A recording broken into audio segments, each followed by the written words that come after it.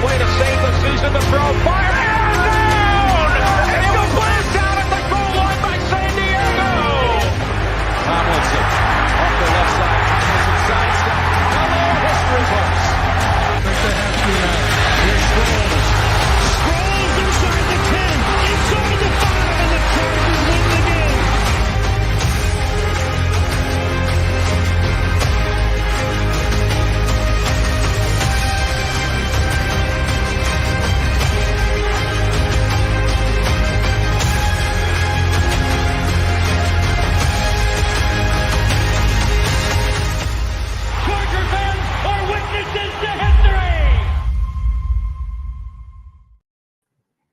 Happy Sunday, everybody. Welcome to another episode of the Lightning Round podcast. You've got me, Jamie, and our boy Craig here, and we are here to talk about the defensive tackles in the 2024 draft class. So we've got 5 guys that we had on our list that we both watched, and we're going to talk about them. And then from there, we're each going to introduce a sleeper that we liked. So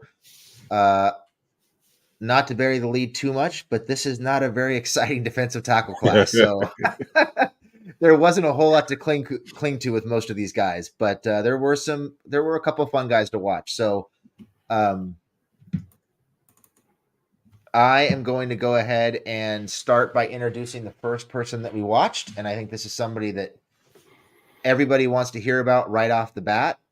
So we're going to go ahead and talk about Illinois defensive tackle Johnny Jerzar Newton. So Craig, why don't you go ahead and kind of introduce Newton, and then we'll kick it back and forth and talk about things that we liked and didn't like and how we see him. So yeah, I'm going to start off by first saying, as far as this class is concerned, this is the year of semi-undersized interior defensive linemen, a lot of 3-tech guys, a lot of easy movers, but definitely not a stacked class. But towards the top, there are some fun names, I guess. Johnny being the best of the bunch, in my personal opinion, but we're talking about 6'2", 304-pound kid. Interestingly enough, he literally fits the mold of what I've been asking for a Chargers player in previous years' schemes, an interior disruptor, and he's that to the T. We're not just talking about, a guy who's really stout against the run, because he isn't, but he does play it very well. Like, he'll often muck things up enough for the guys around him to rally and make plays when he can't. But his burst in pursuit is really freaky, and you see him run down plays from the backside, but also like when he shoots through a gap, quarterbacks don't have a chance. There's really no opportunity to react. He's got really easy, explosive acceleration. And like I said before, as far as the effort is concerned, no play is safe. He'll flatten down the line of scrimmage and catch something from the backside. He'll even run some plays down that beyond the line of scrimmage, 5 or so yards, but the effort is definitely there. Like the hands and the feet are great together. They work in unison. So a lot of his wins come because he gets his hands on opponents first, and then like they're on their heels like immediately. So they're like right away in recovery mode. Then like I've seen him move around a bit. Like he can play some 5-tech, but he's best suited as a 3. So I like him more so in even front. Could he play maybe 4-eye or something like that? Yeah, but I don't think that's where he's best suited. He's also super natural in stunts and games as a looper. When I talked about him flattening down the line of scrimmage and chasing plays down backside, it works the same in these stunts and games as well, because the athleticism is on full display. Again, he's not the stoutest guy, but for someone over 300 pounds, he carries the weight really well, and the functional strength and athleticism just kind of matches up. When we're talking about the perfect overall blend of like skill, natural athletic ability, and high motor, again, this is the type of player that I think the Chargers have needed in years past. Does it really align with what they would be looking for now? I actually don't care, because I think he would fit regardless. I know that they like to be a little bit bigger on the interior, but a talent like this, I don't think, if you have an opportunity to grab him, just kind of depending on what you're looking for in the first round, because I think that's where he belongs, you couldn't really pass on him. I guess maybe somewhere towards the middle of the first round, but just awesome all the way around. Really good hand usage, the ability to win with secondary counter moves. Again, he's already got like 3 to 4 high level moves in his bag also. So he's not one dimensional. But my favorite move of his is the push pull. It works almost every time he uses it. And some of the better games that I saw him perform in this year in particular were against Penn State and Kansas. And Kansas has a pretty good interior offensive line guy. I can't think of his name off the top of my head, but Newton was having a field day with him. But that push pull move, if you have that as an interior defensive lineman, you can work so many other moves off of that, because offensive linemen really can't gather themselves. They can't get caught flat-footed. They can't get too much momentum going forward, because you can use that to set up other counters.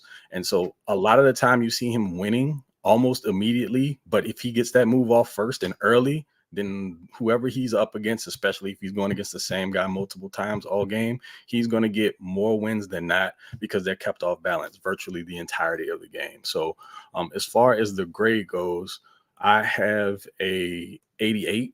So that kind of comes out to a higher second round grade. But here's the thing with this class. The talent, again, super top heavy. So a bunch of these guys will get moved up the board and they'll probably go higher than they should. But that's not to say Newton isn't a first round talent. I really do believe that he is. I'm a little bit of a hard, in grading this season. But Newton is a definite first rounder in my book. It's just the way that the grades came out. He didn't quite reach 90, but to me, in my eyes, he's a first rounder. Yeah, I mean, with an 88 in this class, he's probably going to wind up being like a top 15 to 20 pick once the grades are all said and done, I think. So even though he didn't get a 90, I would agree he's a first round pick. Mm-hmm. And you mentioned a couple things that I thought that really stood out to me. One was the move set. The push pull move is killer. He also happens to have a really good bull rush, which makes for a pretty good combination. If you're not really sure if he's going to drive you back or yank you forward, kind of makes it tough to prepare for him. He's also got a stab move to the inside shoulder. There's a rip, there's a club, and he's got a swim move. So his rush set, his rush arsenal or repertoire is really, really advanced for a kid coming out of college. I mean, he's ready to go from a pass rushing perspective. He's ready to go for the NFL. You can throw him out there day one, and he's going to get to the quarterback. The other thing that you mentioned is the closing speed. I mean, the guy closes like a freight train. If he beats his man through the gap, forget about it. If you're anywhere near him, you're going down. And he finishes. So he finishes inside his frame and he finishes outside his frame. You're not going to avoid him.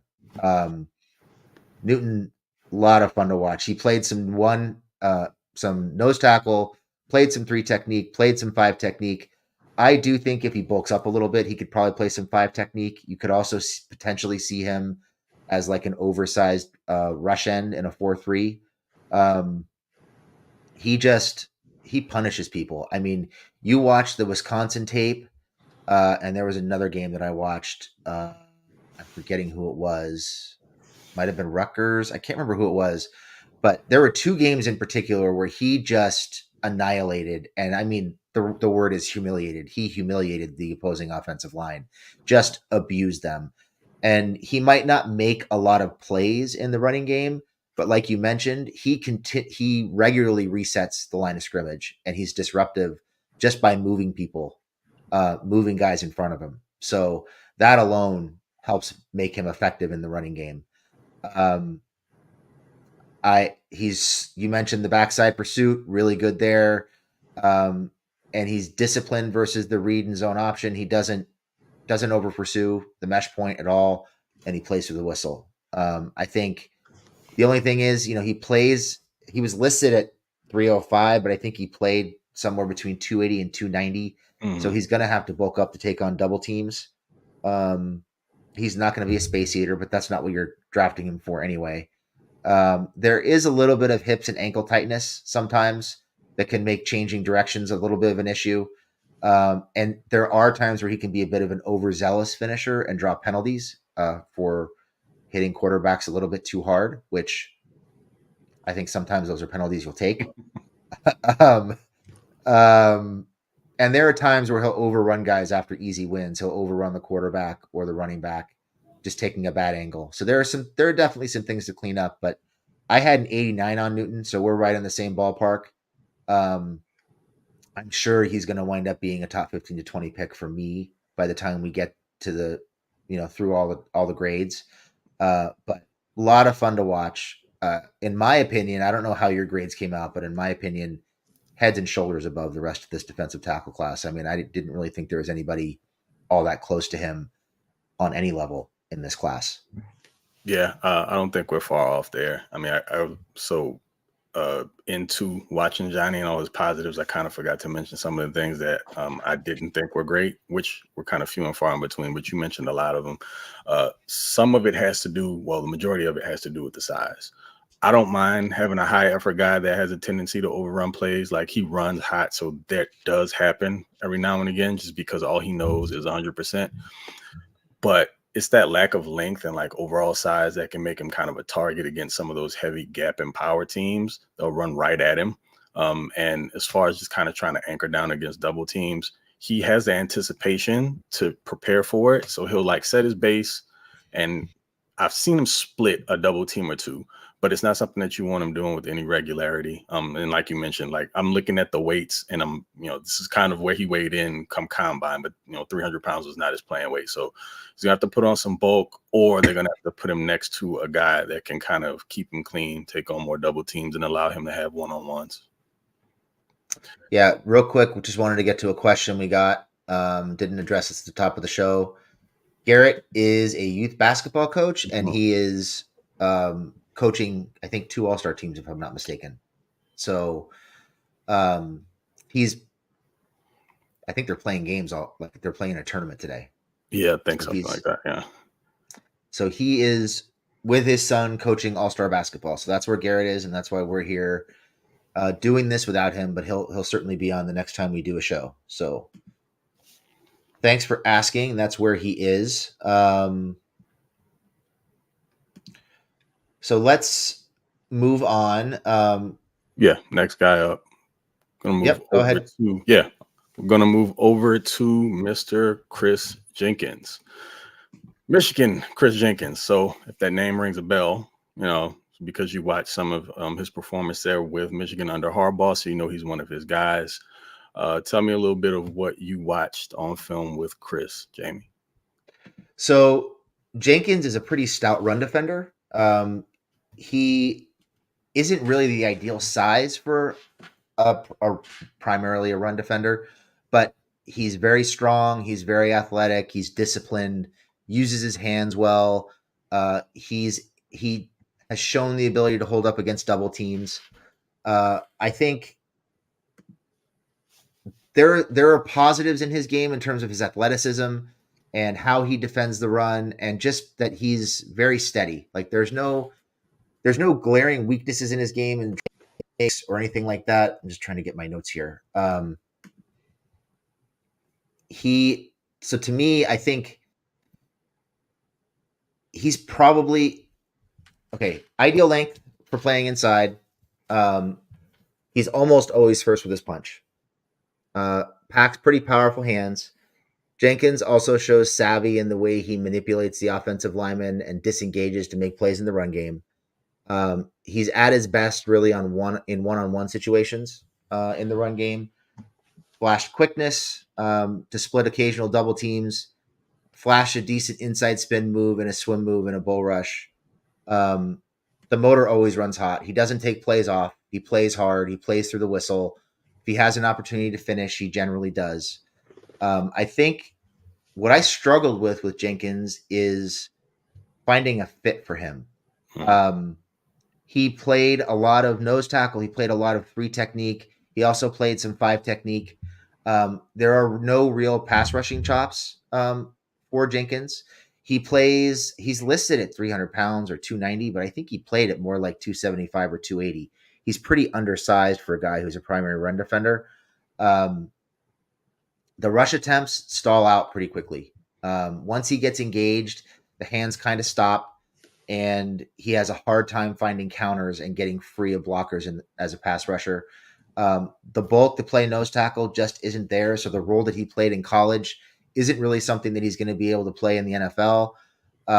He also lacks, like I mentioned, he lacks a rush plan, and he also lacks counters to play 3 technique. He's probably not going to generate much in terms of a pass rush at the next level.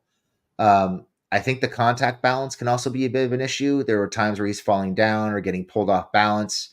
Um, he's kind of an enigma in my opinion because he plays like a space eater.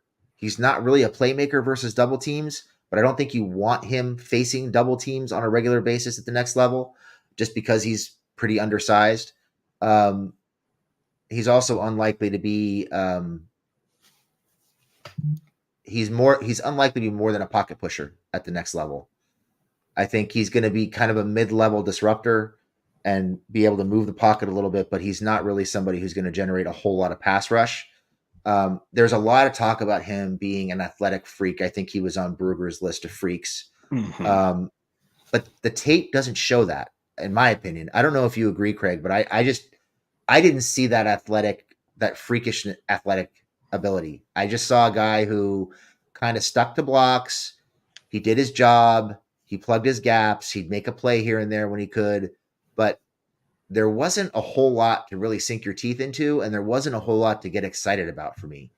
I'm just not sure that he's going to ever really offer enough as a rusher to be more than a 3-down defensive tackle. And I really would have thought that a guy whose father was a Pro Bowl offensive or defensive tackle, I should say, would be much more developed in terms of counters and hand usage, and he just isn't to me. So I had a hard time with that evaluation. I graded Jenkins at an 80, which is a late second or early third round pick. In terms of our grading scale, he's probably going to wind up being, my guess, somewhere in the 40 to 50 range by the time we're done grading these guys. But I don't know, for all the hype he's getting, I don't get it. It doesn't add up for me. What do you think?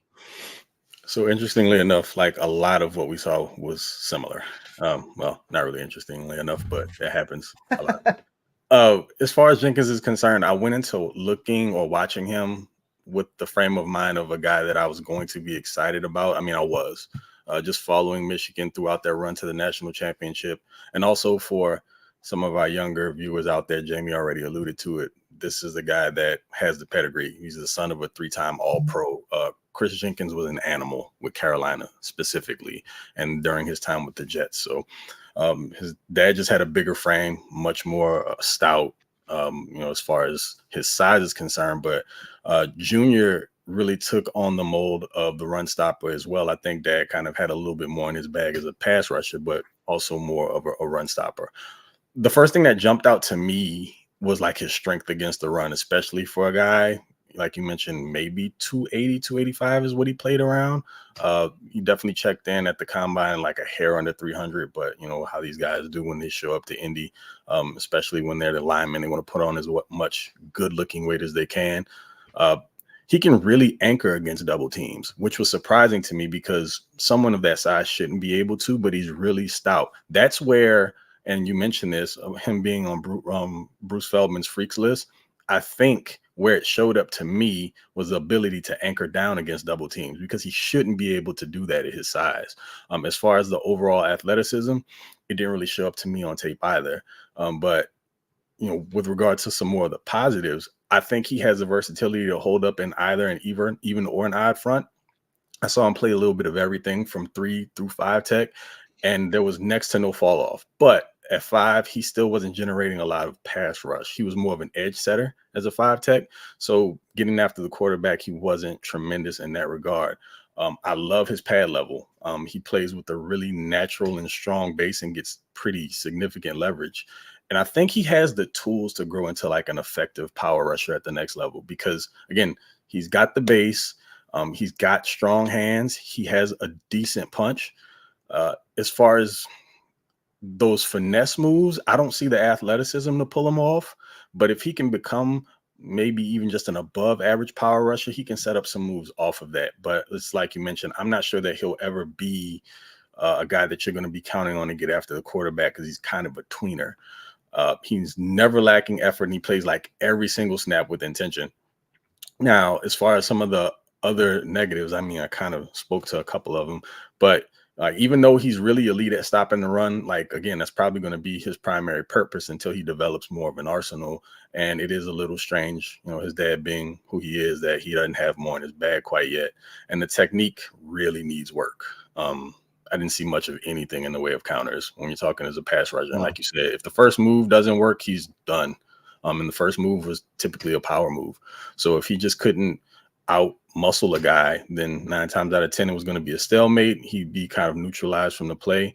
But when the power moves worked, it looked good because he can force his way through a guy, push his way through his chest, and get to the quarterback and at least get him off of his spot. I also expected him to be a little bit better tackler. I'm not gonna say it was alarming, but it threw me off a bit. And if you get to the quarterback, I saw a couple of times where he got to the quarterback and he was stiff-armed or running back. And I think that's because he's not the longest guy. So that may affect him at the next level as well. And it's cool to see all of the testing that was done at Michigan that got him on the Feldman's freak list. But as far as it translated into the field, I didn't see a ton of it. Overall, I like Jenkins, but I struggle with, again, like you mentioned, the fit. I understand where he's good, but will that be enough to warrant a high round pick? So I actually had him graded at a 75. So that's a mid third, closer to upper third. If he went higher, I wouldn't be surprised. If he fell to the back end of the second, I'd get it too. Just kind of depends on when the run starts. But a lot of these guys, as I mentioned before, probably go earlier in the draft than where I have them graded just based on need and where the run starts. Yeah, I had a kind of a tough time with the evaluation. I went back and forth. I think when I first put the numbers together, I was at like a 78 or a 79. And then I talked myself into going up a couple points. But I'm just not sure. I think the fit is the biggest question with him. I think he could probably be pretty stout as a 5 technique as long as you're okay with not getting any pass rush out of that position. I just don't see it as a 3 technique because of the lack of pass rushing chops. I mean, there's nothing like you mentioned. If the first move doesn't work, the first move is usually just trying to strike the guy with his hands, and then he's done. And his hands just kind of stop. There's just not a lot of hand technique or hand fighting there. And you can teach that, but you kind of need to have some of that going into the NFL, I would think. Just to show that you have the aptitude to learn some of that stuff. If you haven't learned it by now, it's probably going to be kind of tough to learn, especially coming out of a program like Michigan, where they're teaching that stuff and it's still not showing up on tape. Yeah, I definitely expect him to be more of a technician. So the fact that he has so little, like literally one move, it was really surprising to see. A little disappointing, actually. Yeah, no, I totally agree. I mean, I've seen him going early in the first round. I've seen him going in the second. To me, like mid to late second, early third kind of makes sense. As long as you're just looking for a run stuffer. Maybe a base end in a 4-3. Maybe. I don't know. Just a tough thing. Maybe he slims down. Maybe if he slimmed down, he'd be a little bit more explosive. It's hard to say. I just don't see that. I mean, if he was playing at 275 and there wasn't much quickness or twitch, then I mean, how much more are we going to reduce him down to at that point? Yeah. Before you start getting diminishing returns. Yeah, that's a fair point. All right, so the next defensive tackle that we reviewed was Duke defensive tackle Dwayne Carter. So, Craig, why don't you tell me a little bit about what you saw with Dwayne? Yeah, so Dwayne Carter has actually been on my radar for a bit, just because I would say a few months back I was scanning through players, trying to find some interesting guys that I think might be fits. And Carter caught my attention. And the more I watched, the more I liked. So, like, right off the bat, I think he's pretty versatile. I mean, I watched some snaps, of course, come at 3 tech, but he showed some versatility and played some 4 and 5 as well. If you need a 1-gap penetrator, check. He can do that. If you want an odd front 2-gapper, Mr. Carter can more than pull his weight there. He's a really nice anchor when he has to maintain ground against double teams, and he steadies his base when he anticipates them. So having the ability to read when a double team is coming is really important if you're going to play on the interior, because it doesn't mean that you're going to win against it or be able to split it, but you have to be able to kind of hunker down and hold your ground and not get destroyed and blown out of the play. And he does a really, really good job at anticipating when it's coming and then like kind of steadying himself to not get like completely destroyed and then give up a huge chunk within one of his gaps, or if he's playing two gaps or whatever. His punch is more of a strike. It doesn't really like stun offensive linemen. He really staggers them and he kind of forces these really quick recovery sets. So as an offensive lineman, you just have to be ready because you're not just going to get your basic punch. He's striking you to essentially throw you into the backfield. He's trying to muddy up the backfield, and then he'll get upfield to see if he can disrupt one of those lanes, shoot a gap, get after the quarterback, or make a tackle in the backfield against a running back. So it's not really a punch as much as it is just this like violent strike. He doesn't really have like an elite first step, but it's a quality first step. And he also varies his speeds when he gets off of the line of scrimmage to throw offensive linemen off. So again, I probably haven't even said this yet, but he's a very intelligent player. He's an older guy. I think he's 23. So he's got the experience, but it shows in his play because he has like an advanced setup array. Like as far as the movements, like as far as what he is as a pass rusher, he's got a ton of moves in his bag. He's a surprisingly adept pass rusher. Again, not overall elite first step quickness, but he does also come, like I said before, with a nice pass rush bag. I saw like a push pull, a club and arm over, bull rush. He actually did a hesitation swipe. I've not seen very many young guys in college do that at all. So like when you're doing hezi swipes, then you're really confident in your game. And he even has a spin move to complement it too. And I don't think I saw many guys in this class utilize the spin move. So as far as like what he can do off of the line of scrimmage as a pass rusher, he's pretty advanced. This is a 3-down lineman with like ability to both force a QB out of the pocket and stifle the run. So when you're talking about versatility, he can do both.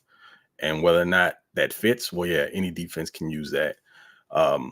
The Chargers, as we learned, had like a little bit of a thing, or they have a little bit of a thing for, I think his name is Tanner Bortoloni, center out of Wisconsin, I think we found out. Mm-hmm. So not sure how many of you guys watched the Senior Bowl, but during those practices, he got some reps against Carter. And there's this one particular rep where Carter like rocks Bertoloni to sleep with these stutter steps to set him up. And then the second Bertoloni gets flat-footed, like expecting like a finesse move, Carter runs right through his face. So for everyone out there that play football, those days, like you play games, you went in and you watch tape. And as an offensive lineman, it's a really bad look during film to have your coaches and teammates sitting in a room with you as that play rolls where a guy puts you on your back with your legs in the air and like the please be gentle pose. It's nasty work. You don't want to be that guy. And so that's what it looked like. That's exactly what that rep looked like. So, I mean, I know the Chargers had to be paying attention to it. If they like Bertoloni, then they had to have seen this guy, and I'm sure they've done their homework on him as well. Now, when we're talking some areas to be concerned about, there aren't a ton. I mean, he just isn't a superior athlete, so you won't be talking about a guy who's chasing down runs backside, say like a Newton does. He's not that level of athlete. His sack numbers dipped year over year. He went from 8 and 22 down to 2 last season. So that production wasn't actually there. He still did get after the quarterback and create some pressure. Duke, it's Duke. He didn't have a lot surrounding him. And he really needs to improve his ability to shed after he stacks. Sometimes he can just really get held up and neutralized against bigger bodies. And like I mentioned before, the dude's 23 years old. So it's an older prospect. But the thing that offsets that is that he comes into the league already pretty finely tuned. So he'll be able to step in and contribute day one. I really like Dwayne Carter. I've seen his name pop up here a lot. Initially, to me, he was going to be my sleeper, but that's not the way it worked out. And I don't think he's a sleeper anymore anyway. A lot of people have started to find out about him, and he's growing a fan base here. So as far as the grade is concerned, I gave him a 77, which is an early 3rd round selection. God, this is scary. We're on the same page with the grade. So Carter was really, really fun to watch. He's a guy who I think the first things that stood out to me with him were the hands. His hands, like you mentioned, super heavy. He punches through offensive linemen. The feet are extremely quick, and the hips are pretty loose. You mentioned the move set, a lot like Newton, like we talked about. He comes to the league with a very well developed move set. There's a bull rush, there's a swim move. I saw a club, and he flashes a spin move. The thing that I found interesting though was a lot of those pass rush moves he uses in the run game. I see a lot of spin moves to get back inside to make plays in the run game. Whereas they didn't seem like they showed up that much as a pass rusher. But if he can do them in the run game, he can do them as a pass rusher. So that's something I would expect to be developed at the next level. I saw him consistently use his hands to shed and try to make plays in the run game. He's able to leap from gap to gap. So he can be a one gapper, he can be a two gapper, like you mentioned. He plays really hard. Carter is extremely tenacious against the run. He likes to punish offensive linemen with his hands, and he's always looking to try to chase somebody down. There's a lot of hustle plays up and down the line of scrimmage where he may not be chasing guys down behind the line of scrimmage, but he's getting them within a couple yards of the line of scrimmage just because he's not giving up on plays. The pass rush wasn't where I thought it would be, but I think it's there, and I think it's coming, and I think with the right coaching, the pass rush that he had in 2022, I think is going to be more present as he progresses in the NFL. I think Carter is a guy who is immediately able to make a difference as a three technique, at the very least as kind of a situational pass rusher while he develops as a run defender. I could see him, playing base end in the 4-3. I could see him playing three technique. He's also, I think, big enough and good enough as a pass rusher to play five technique. So if you're looking for a defense that plays multiple fronts and needs guys to be able to execute on different kinds of schemes, certainly Carter can do that. The knocks on him, I felt like he frequently loses sight of the ball, or he'll run himself out of plays. He's so quick at times getting upfield, or so occupied with trying to batter offensive linemen that he loses track of the ball, or he'll just overrun plays. Carter doesn't really have a rush counter when the bull rush stalls. Like I mentioned, I saw a spin move, but I generally saw the spin move used to get back to running plays as opposed to countering the bull rush. The bull rush is very good. I think if he developed a push-pull move, like the one we talked about with Newton, he could be just absolutely deadly to block. And I think I saw some evidence there where he's not really aware of blocking schemes or what offenses are trying to do to him to stop him. Like he'll penetrate and then run right into a puller or a kick out block or something like that. The hand technique has to develop. The rush plan has to develop. And I think versus double teams and really strong, powerful single blockers, he can be moved off the ball a little bit too easily at times. So he's going to have to be a little bit better with that anchor in the run game and be a little bit more consistent in the run game. But I do think there is a role for him in the NFL, even if he never gets past being a situational pass rusher as a three technique. He's going to be a really, really good situational pass rusher as a three technique. But I do think there's more there. And I think he's a guy who's going to be, because he's a little older, I think there's an aptitude there for him to be coached up and play in multiple fronts. So I also have a 77 with Carter. I think, late second, early to mid third is a sweet spot for him. And you're going to get somebody who's probably going to outperform his draft spot. Yeah, for sure. This is just kind of one of those players where, like, you and I personally were watching and we learn more about him as we get into just our breakdowns of all these players. I'm sure that he's really high on the NFL radar, because if we're seeing this, then there's no way they're missing it, especially when he shows up again to the Senior Bowl. I mean, it's Duke, it's the ACC, so they play some pretty decent competition. But just showing up and putting one of the guys that the Chargers really like on skates the way that he did, I know that has to mean something.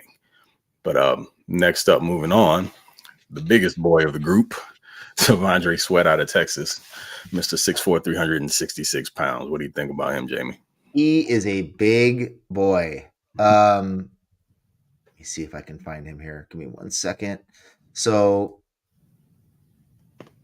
Sweat for me is, I mean, he's an elite run defender, first of all. He's 365-ish pounds, somewhere in that realm. He's just enormous. He's a mountain of a man, extremely powerful. Um, I mean, once he drops his anchor in a gap, you're not moving him. Two guys, three guys, five guys. It really doesn't matter. He's not going anywhere. Um, he'll throw just basically pick up and throw single blockers out of his way. Um, Hands are very strong. He kind of uses them to catch more than he does to strike. So I'd like to see that get fixed. His eyes are always upfield. He's able to move blockers and reset the line of scrimmage. He can disengage to finish plays in his gap. The short area quickness for a guy his size is pretty surprising. Um, he's able to finish out of his frame, which I didn't think he'd be able to do. Solid finisher, like I said. His hands are really strong, and he pulverizes offensive linemen with his bull rush and his club move. He's a very high level pocket collapser. I don't think Sweat's ever going to be a pass rusher, but he can definitely disrupt the quarterback by, for example, forklifting the center and throwing him into his lap.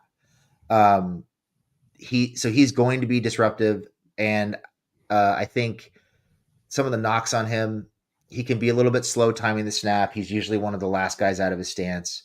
The first step can be a bit sluggish. The initial punch, like I said, he kind of catches more than punches, and it can be a little bit slow at times.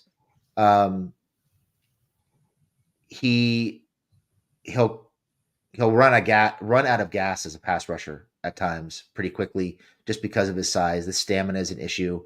There are questions about his work ethic and conditioning, which I think show up on tape. And he's probably at the NFL level, as guys get faster and more explosive, he's probably not going to be able to make a whole lot of plays outside of his gaps.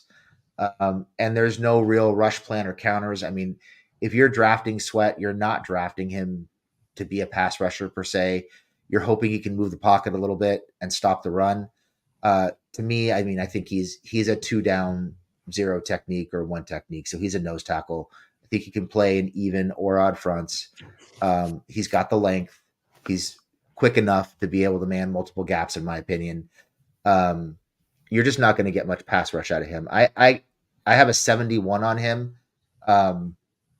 I just have a hard time grading a guy who, even though he is an elite run defender, I have a hard time giving a guy who isn't going to offer any pass rush, at much higher than a 3rd round pick. But there's value there for sure, but I don't think he's ever going to be a 3-down guy, and the likelihood of him providing much of a pass rush is pretty slim. Yeah. So Sweat was an interesting watch just because, like, he's not your typical 6'5", 360-pound nose tackle. But, I mean, then again, there's no such thing as a typical guy of that size. So whatever. I think he developed so much in 23 that they decided they were going to make him a little bit more multiple and moved him around as more of a chess piece, in tandem with his teammate Murphy, who we'll get to next, I'm sure. But he played a little bit of 3-tech and 5. I noticed that on tape, specifically in 23, he looked like much less of a plotter. So like less than what you would expect with a guy that size. He moved pretty well laterally. His feet were actually very light. And so it showed that he could be more than just an upfield pocket pusher in college. Don't know how that's going to transfer to the next level, though, because there are going to have to be some significant changes to his game, whether it be weight, technique, whatever, what have you. But I'm not sure what this dude squats, but he uses every bit of his base when anchoring against double teams. He's quick enough and strong enough to actually split them, which was surprising. He's not just going to sit there and absorb the contact. He's still going to try to split him and make a play up the field. I mean, of course, he's a 2-gapping tank, but you can see some of the growth as a pass rusher. I saw there were some instances where he was looking to, be a little bit more technical with his hands. In 22 is really all about leaning on offensive linemen because he was so much larger than virtually every guy he went up against. But this past season, you could see a little bit of growth there. Like, he put some time into developing some counters. They weren't great, but at least you could see him trying. He's still going to be primarily a power rusher at the next level. He has very heavy hands, but he doesn't always shoot them quickly enough to win off of the snap. So like you said, he's also more of a catcher. Some of these inconsistencies also show up not just in the fact that his hands can be slow, but the fact that his pad level is not great. He has a tendency to pop right out of his stance at the snap. And when you're that large, you can't give an offensive lineman that much surface area to attack and have late hands. It just doesn't work well together. He's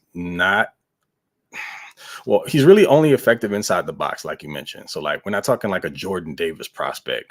So don't expect like many backside chase down tackles or plays made like 5 to 8 yards beyond the line of scrimmage from like a trail position. It's not his game.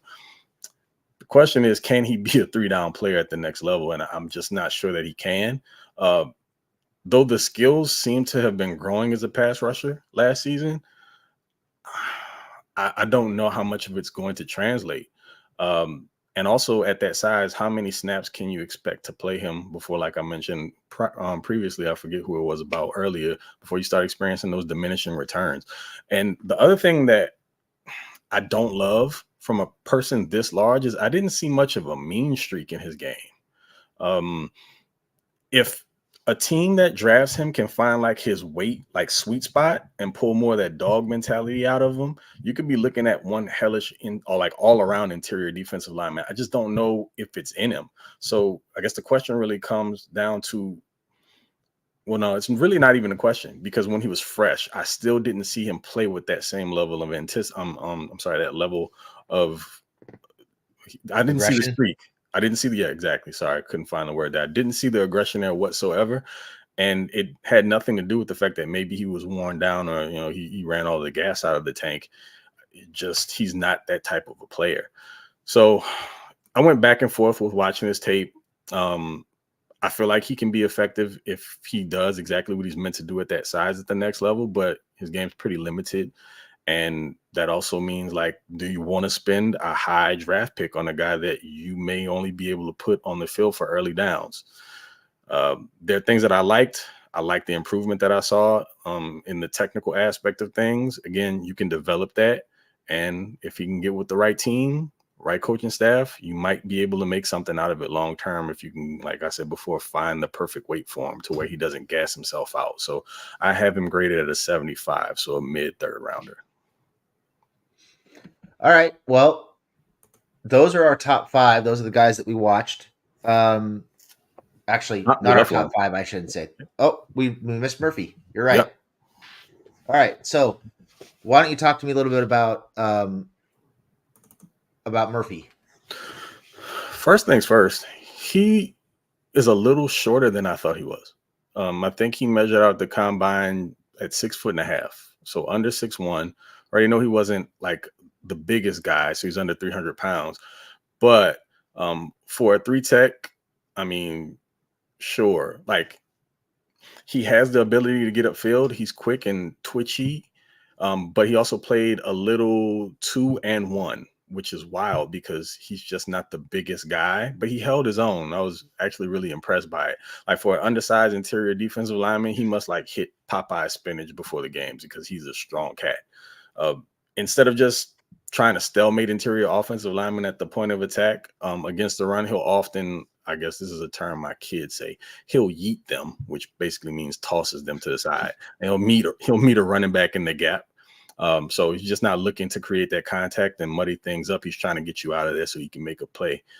He flashed a pretty staggering punch off the snap to go along with that first quick step. He understands leverage and how to defeat double teams. Again, it's not something that you want him consistently doing because he's not that, level player as far as size goes. The motor is very consistent, which I appreciated. And I think, was he Big 12 Defensive Lineman of the Year last year? Was that him or was that his teammate? I think it was Murphy that won. I think it was him. But yeah, I mean, as far as what he brings on the field, I feel like a lot of it has to do when you're playing next to a mammoth and you can generate one-on-ones. And if you're more athletic than the person in front of you, and it's not to take away from him, but he did benefit from having a house seated next to him, absorbing double teams. So he could probably play a little bit more free. So yeah, he was the beneficiary of that. I don't think the scheme diversity is quite there. So to me, he's definitely a 3-tech. Even though he showed the ability to identify and react to double teams early, like I said before, you definitely don't want him consistently taking those on. And a highly technical interior offensive lineman is going to whip him. He'll get buried and completely eliminated from plays just because he isn't that big.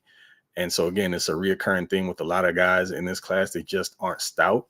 And I don't think he has enough tools in his belt as a pass rusher. Like, he'll win with power, and he'll struggle if he doesn't win with his initial pass rush plan. So same thing, I think we mentioned for another one of those guys, maybe one or two of these guys. They can get stalemated quite easily because they don't have great pass rush plans. And when you're talking about some of these schools with these high level athletes, it makes you wonder how much technical refinement they're actually getting. Because once you get to this level and you're still winning off of one thing, whether it be athleticism or power, then you're not doing yourself that much of a service prior to getting to the next level. So I hope that's something that he's working on. But as far as what I saw from Murphy, I see the athleticism. I understand it. I like it. I just question how good he is not playing next to Sweat.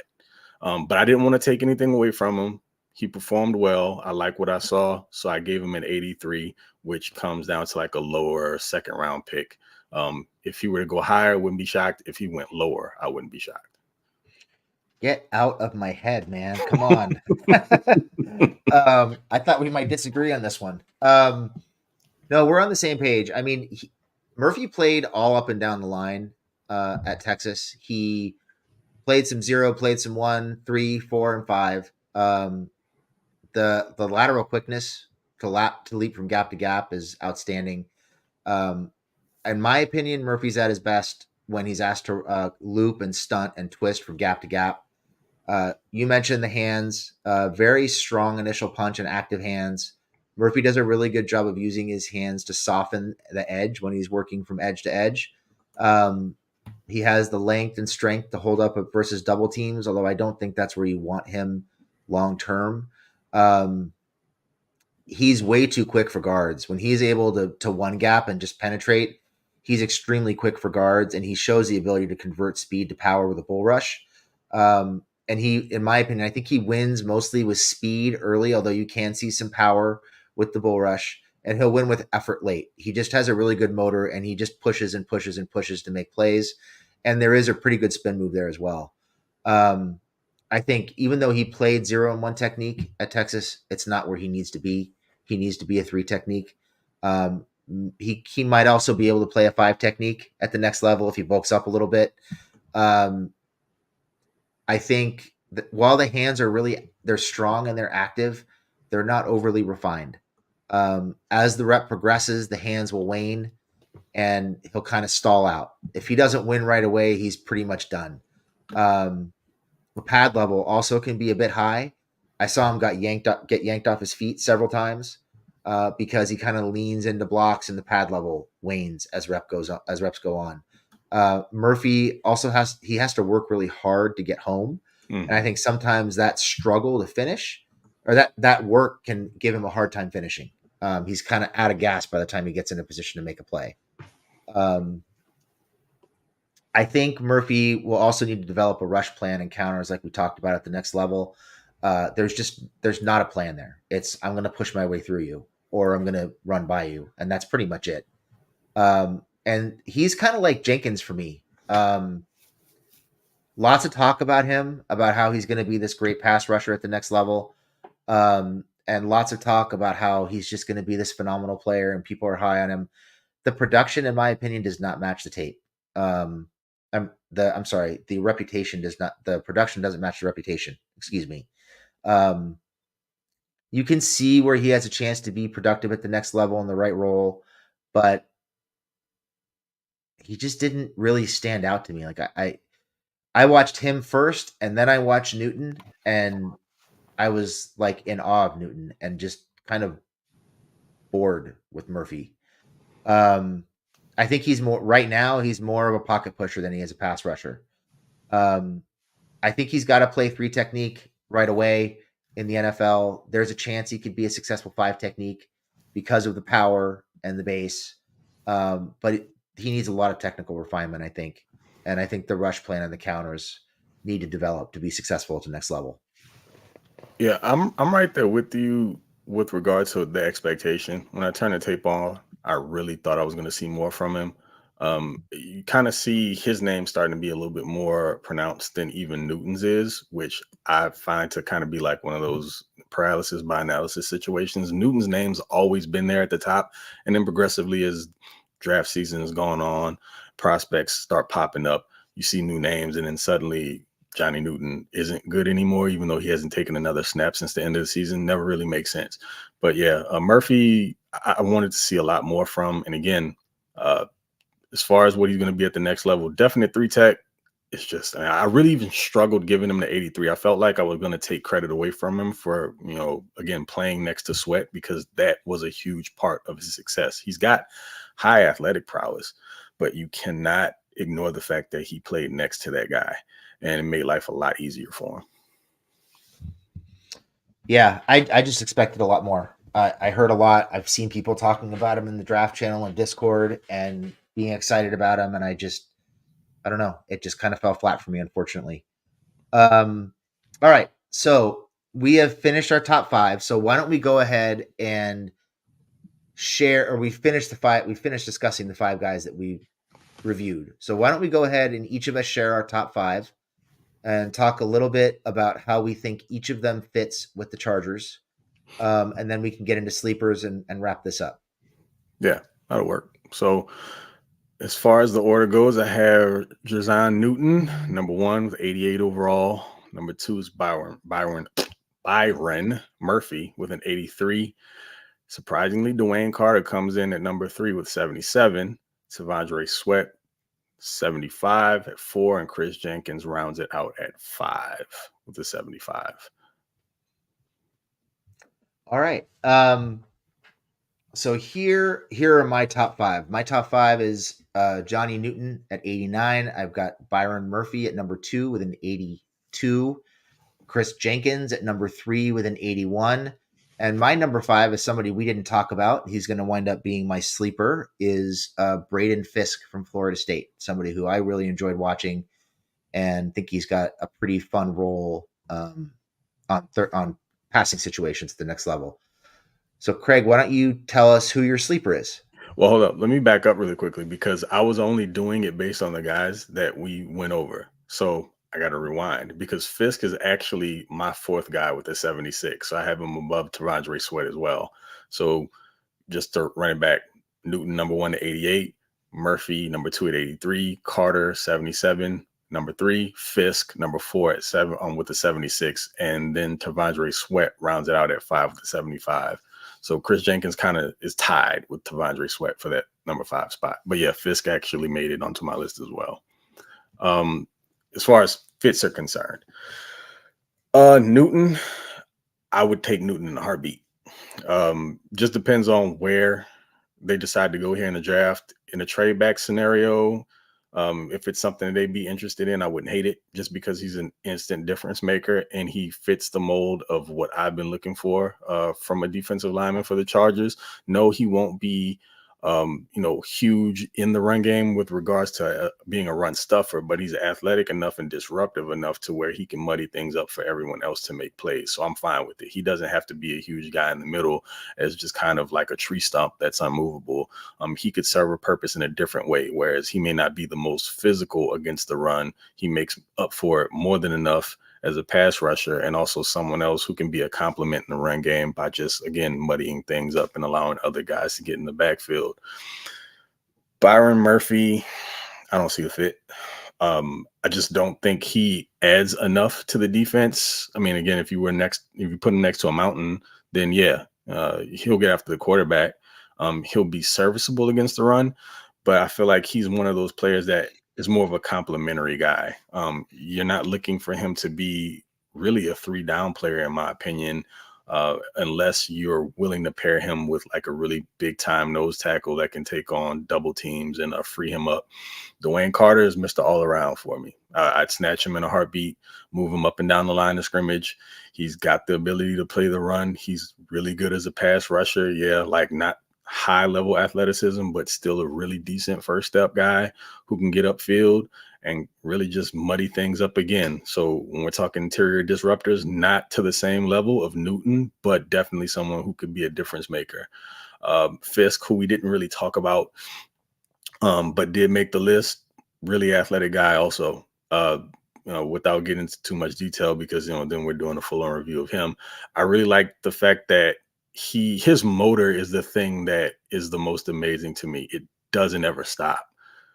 He will run himself out of plays at times, but more often than not, he's in the right place at the right time. And he plays with kind of like this psycho mentality. Guys hate going up against him. It's just the thought of having to deal with that play in and play out, and his ability to get upfield. He can get washed out plays sometimes because he can't take on double teams. And, it just, again, the motor runs so hot that he gets himself out of position from time to time, but I can deal with that. As far as the fit for the Chargers, I kind of went back and forth on Fisk. I think it could work, but he's not ideal for me. So he's kind of right there on the fence. Tavondre Sweat. I think Jim Harbaugh might like him. I just don't know, for me, like I said before, if that's a guy that I would want to spend early round draft capital on, because I want my defensive linemen to be able to play 3 downs personally, even if they're not high level pass rushers. And you have to have them in a rotation. They have to have a little of that in their bag, and they can be a liability late in games. I need all those guys to be able to participate. And if you're going to have somebody that's a niche player, then you're probably going to want to take them later on, unless they're literally the best at what they do, which he would be against the run, for sure.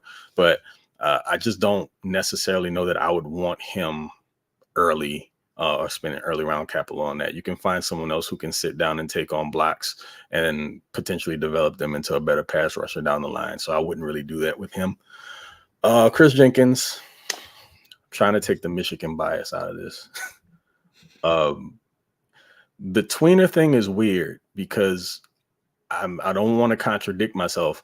I like what he does in the running game, but there's not enough there as a playmaker against the pass. And he doesn't create enough turmoil in the passing game to be somebody that I would feel comfortable with down in and down out. I struggle with Jenkins because I like parts of his game. I just don't know how much better he's going to get. I don't think his ceiling is super high. But Jim knows him. He's one of his guys. I wouldn't be shocked if Harbaugh took him without a second thought, just because he knows what he can produce as against the running game and the fact that you can move him up and down the line of scrimmage. And if you want to be able to be a team that plays against some of these, like, say, for instance, you come up against the Ravens and you need to have like a 5-man front or 5 down linemen, you could feel really comfortable putting him on the edge as a solid edge setter. And you're not going to give up anything against the run. Probably won't get very much as a pass rusher, nor would you get a lot as a contain guy against a mobile quarterback or some of the more athletic running backs. But it's just kind of a non-answer. With Jenkins, I don't know. I'm not sure. Yeah, Jenkins is a tough one. I know they moved him up and down the line in college. I just don't know that you can do that in the NFL because of the tweener issue and because of the fact that he doesn't offer any pass rush. So I think you'd have to be really strong. Like, for example, if he was playing 5 technique, I think you'd have to be really strong on the other side just to get some pass rush out of it. I'm sure Jim thinks he fits because he excelled in his system at Michigan. I just don't know how that translates to the NFL. So I think, if you're talking about the 5 guys that we've covered, I think Newton is the best fit because he's a 3 technique. I think he'll be able to play some 5 technique in certain situations. He might even be able to play some base end, and he's murder as a pass rusher. And I think that's something that you need on the inside. It's something the Chargers have lacked on the inside forever. They had some success with Fox. but that was more stunts and twists and not really winning one-on-ones. Newton's going to murder guards at the next level. So he's a great fit, in my opinion. Jenkins, to me, is a guy who, like you mentioned, I don't know what the fit is. I'm sure Jim thinks it's there. I just don't know how it translates to the NFL. I would not take him. Would it surprise me if they did? No, but I would not. Carter, to me, is a guy who I think fits really well because he can play 3 technique. I think he's going to be able to play some 5 technique, maybe play some base end. I think you can move him up and down the line. And I think with proper coaching, he's going to be a really, really good pass rusher at the next level. Sweat is a hard pass for me unless you're talking about like after the 4th round. I wouldn't even consider it. Murphy, to me, I think is a guy who's really going to struggle unless he lands in exactly the right spot. So I would not, for me, I don't think Murphy really fits because I don't know what he does at the next level that you can cling to and say that's his thing. Right now, it's not pass rushing. It's not really run defending. I don't know. I don't know how it pans out. So I think Carter and Newton are the 2 best fits out of the 5 that we talked about. So let's go ahead. You already kind of talked about my sleeper. You stole my thunder a little bit, but I'm going to talk about Fisk, and we'll get our sleepers out of here, and then we'll get out of here. So for me, I love Fisk, and I love Fisk for exactly what you said. The motor. The motor is nonstop. He is going 110 miles an hour on every play. And after watching Murphy stick to guys, that was just something that I clung to. His first step is fantastic. His hands are super active and heavy. He's another guy who has a pretty well-developed rush set of counters. He's got a swim move, a stab move, and a bull rush. He uses his hands and hips to soften the edge really well. He's effective on slants, stunts, and twists. I mean, he's going to be really, really good stunting and twisting at the NFL level if he's paired with a solid edge that offenses have to respect. Really good understanding of how to cross the face and find the edge of interior offensive linemen. Really good finisher both inside and outside of his frame. Uses his length to peek around blockers and find ball carriers. Really good gap-to-gap quickness. The motor never stops, like I said. Great source of energy and hustle. Closes quickly, never takes a play off. I think the weakness is he doesn't have great length, so he's going to have to be perfect with his hands. He's a little undersized. He's not a guy who you want taking on double teams, and I'm not really sure how much, at least early, you're going to want him on the field in running situations. The play strength is kind of below average, and he gets pushed around in the run game a bit. Certainly not stout enough to take on double teams. He lacks counters when he doesn't win early, and he has to win with precise hands to overcome his length issues, like I mentioned. He can play high and get knocked off balance. Sometimes it's like he's a little frenetic. He's out of control, and he gets thrown off balance because he's so out of control trying to get to the quarterback that he just kind of gets thrown around. And he can get swallowed up when he's forced to take on larger offensive linemen head on. But I think the energy, the pass rush ability, the ability to split gaps, split double teams, and get to the quarterback is something that you obviously value for an interior offensive lineman or defensive lineman, and somebody who I think you can get. I have him graded fairly high after watching this defensive tackle class. I think you could probably get him a little bit later. I gave him a 78, and he wound up as my 5th rated defensive tackle. Just a fun watch and a guy who I think kind of easy to fall in love with because of the motor and the hustle and the energy and the ability to get to the quarterback from the interior. Yeah, just to throw a couple more things in there. I like Fisk also. Just now having a chance to look back at my notes. He actually, I don't know if you caught it or not, he has the double swipe move in his bag, popularized by the Boses.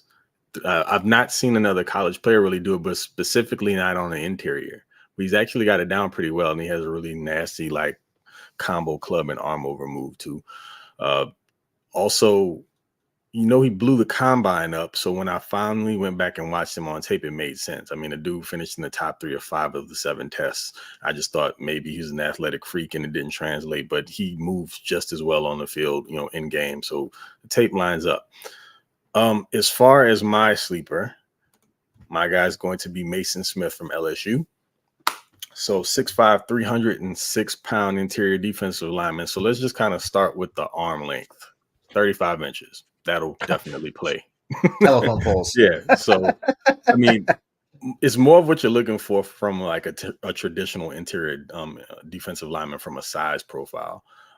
He's a decent athlete for his size, but he really uses like the length as a striker, and he can set an edge in addition to plug in side gaps. So there is a little bit of versatility there. I mean, he played everything from nose to 5 tech, so he flashed it. It wasn't great because he's super raw, but he showed the ability to do it. Really naturally strong, and he really doesn't have a problem anchoring down against double teams to allow one-on-ones for his brothers on the interior to make plays, and so he can also keep guys at the second level clean. When he gets his hands inside, he can steer almost any offensive lineman. Because of the length, he can create that separation. He can just really drive guys and make it hard for them to get any part of him. So he has that ability. And there's a ton of untapped potential. He's literally unmolded clay. So a really good defensive line coach is going to have his work cut out for him because he is so raw. But it's just the physical ability you can't overlook there. He dealt with an injury his sophomore year. It's a ACL tear. I want to say, was it the first game that he suffered in? I can't quite remember. But I don't know if that affected some of his explosiveness this year because he's not especially twitchy. Well, just this past season, he wasn't. It looked like some of that athleticism had been sapped. As a freshman, I think I saw more of it. So it could have something to do with the ACL tear, but we'll see moving forward. He's definitely not a technician. He relies really, really heavily on God-given talent, which you can get away with at college, especially when you have that length and size. He probably should have returned for his redshirt junior year, to be honest. There's so much more to develop, and he's such a gifted player, just like from the size profile, and to be able to further develop that technique, he probably would have been a much higher draft pick going into next year. But I guess, he had his own personal reasons. This might sound a little crazy, but this is what I saw. He has a ceiling of a Jeffrey Simmons from what I saw on tape from an athletic standpoint and what he could potentially be if he hooks up with the right defensive line coach. He absolutely should have gone back to LSU last year. So if you take a guy like this, you have to keep in mind, you're going to have to invest some time and energy into him. And, I think you're going to reap the rewards if you can put him on your roster, help him grow. And in 2 to 3 years, you're looking at a solid contributor, and maybe a year or two down the line after that, a full-time starter who's a difference maker on your team. But right now, it's just very, very raw. I gave him a mid-4th round grade with the 65. It's just the tools are there, and they just need to be developed. Strangely enough, he's also a better rusher from 5 tech as opposed to on the interior. But a lot of that also has to do with his length. He's not super bendy, but he just really gets after tackles and tight ends, and he can just do what he wants with them on the edge. Just that length is really, really to his advantage, and he knows how to use it. Again, not a superior athlete, but I think after he just puts a little bit more work in on that recovery from that ACL, some more time on task, he'll get some of that back. I mean, it's an ACL tear. We've seen guys come back from worse. He's a young athlete, so I'm sure his body will build back up in no time. But I'd like to take a later round flyer on him, 4th, 5th round. If you have that extra 4th round pick, it might be worth a shot. Just depends on what you pull off here early in the draft. And we're talking about if the Chargers stick and pick with what they currently have, which who knows if they're going to do that or not. But I like Mason as a player for what he can be right now. A little up in the air, though. All right. Well, everybody, that is the end of our defensive tackle show. I hope you guys enjoyed it. Let's take a couple minutes to take a couple questions. Do we have any questions about the defensive tackles? Any questions at all?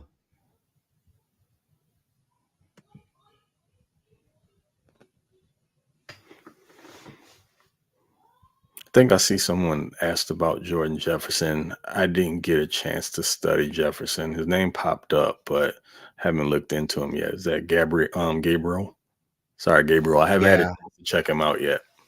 I haven't had a chance to watch him either. Okay, yeah, he's asking, are we talking Jordan Jefferson or Mason Smith? Yeah, I was talking about Mason Smith. I did see a question that I wanted to answer. Let's see if I can find it.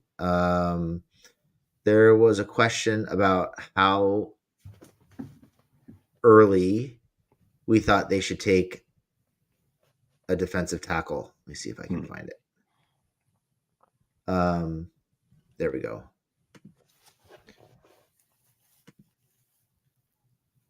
How early would you guys be okay with the Bolts taking a defensive tackle?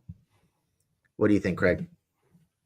Well, things currently stand. I feel like if you don't sign something in free agency, I haven't checked to see what's out there. I can't imagine there's anything great left over.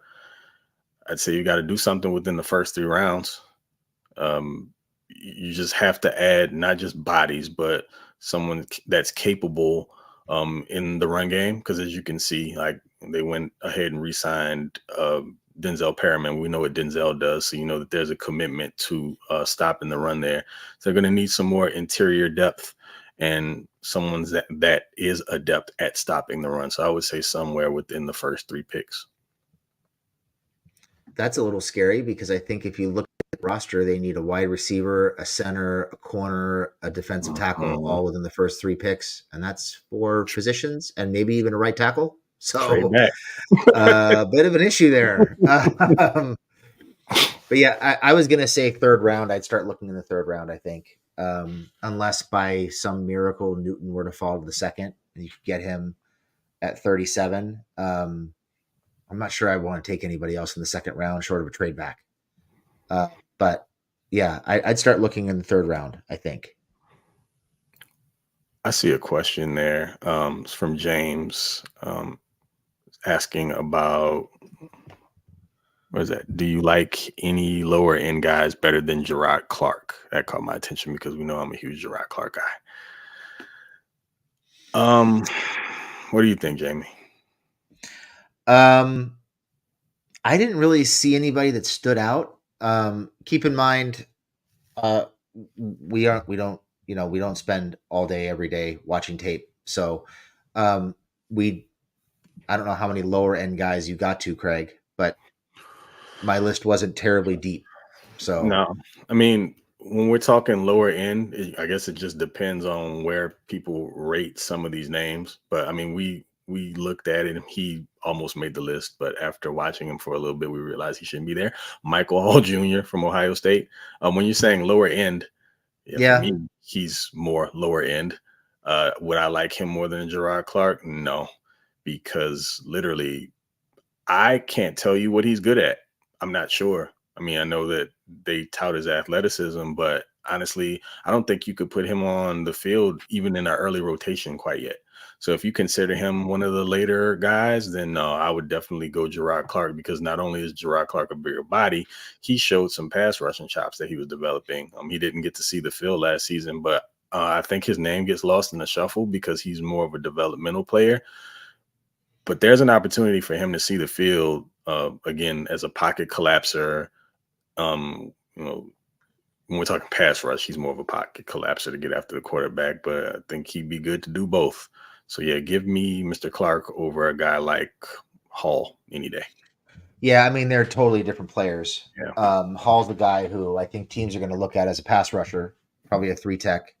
Lots of things to clean up there with him, but if you like the first step, you like the athleticism, the ability to split gaps, there's a guy who I think, there's a fit for him somewhere. But if you're looking for a run stuffer, if you're looking for like a legitimately sized defensive tackle who can go hang in the middle and take on double teams and stuff runs, I think, you'd rather stick with with Gerard Clark, in my opinion. Specifically for this style of defense that they're going to be running, Clark also makes more sense.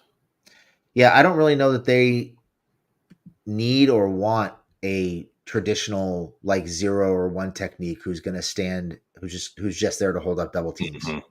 I'm not sure that's what they're looking for. So, and this is a question from M.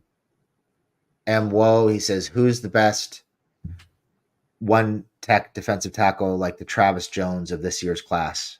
Of the guys we watched, I would say probably Tavondre Sweat is like the prototypical nose tackle. 0-1 tech, yeah.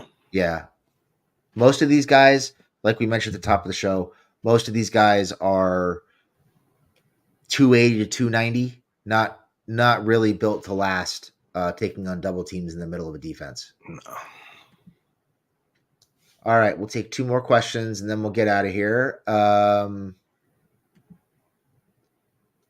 see. Anything else? I did see a question I wanted to ask here, or a question I wanted to answer. From Nick, he says, do you guys want Perriman back with the Bolts? What do you think, Craig? Do I love it? No. I understand, number one, because they still need to grow out that linebacker room. There weren't much in the way, like Deion Henley hasn't had an opportunity to really prove himself to this point. So I don't know that you can go into next season just assuming he's going to be your number one, definitely your main interior linebacker, off-ball linebacker. He's going to need a running mate. We know Deion's really good in coverage. He flies around. He can tackle. He's a pretty sure tackler, but not necessarily as stout on the inside. We know that's what Perriman does. So to me, it makes sense to have him there as you're transitioning maybe to another player, which is why there's a 1-year deal that he just signed. That makes sense. So he's not long for his tenure here this time around, but I don't hate it. I just, it's not exciting, but he's been a proven player here. Only issue is, like, of course, we know what comes with Denzel, lots of injuries, and he's a limited linebacker. He's not got much range, but he'll definitely be serviceable in the run game. So it's more of a Band-Aid. Yeah, and I think that's kind of how they're approaching a lot of pretty much all of free agency right now is they're trying to fatten up the middle and end of the roster by bringing in depth and experience, and I think that's what you see with the I think his name is Travis Dye, the linebacker they signed from Minnesota, special teams guy who they promised to have a shot at competing for a linebacker spot. Then they go out and they sign Perriman. They're just trying to get some steady performers who they can rely on to make a tackle or make a play when they need to. Do I love bringing Perriman back? No, but it's a 1-year deal. They didn't throw a bunch of money at him. I think bringing Perriman back kind of, I mean, I'm speculating here, but you sign Dye, you sign Perriman. It seems to me like they're kind of telling us what they think of Henley. I don't know how much we're going to see of Henley this year. So we'll see what happens, but they're just building depth, and I think that's what they need.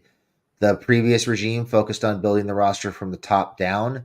It seems like this regime is really trying to build the roster from the bottom up, which I think which should help them last longer moving forward.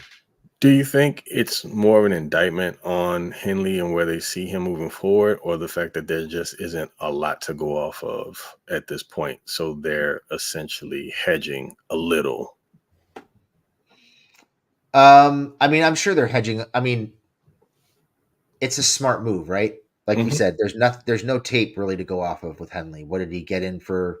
He played maybe 10 plays on defense this year, if that. Garbage time. Yeah.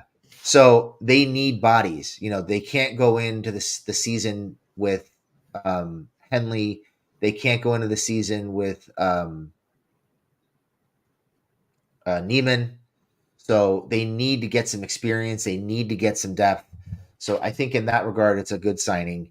It may not be so much of an indictment of Henley as just we don't really know what to expect, so we need to fill in around him, which is the right thing to do because they don't know what to expect. My only concern is, as Dennis pointed out, 1, he's always hurt.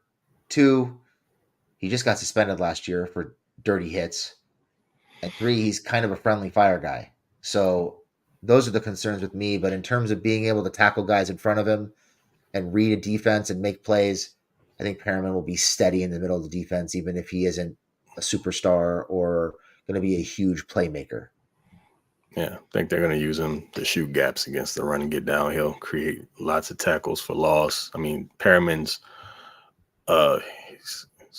stumpy, muscular build, stout guy in that way.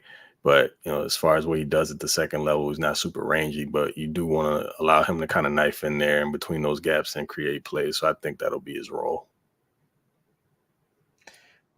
Fair enough. All right, guys. I think that's it. We've already kept it here for an hour and 20 minutes, and I'm sure we've all got families to get to. So we want to thank you guys for tuning in. Just a reminder to subscribe and like us on YouTube. If you haven't already, go ahead and join the Discord. Lots of fun in there. Lots of good football conversations. We appreciate all of you. Thank you for tuning in on a Sunday. Hope you enjoyed the content, and we will see you guys next time. Salute.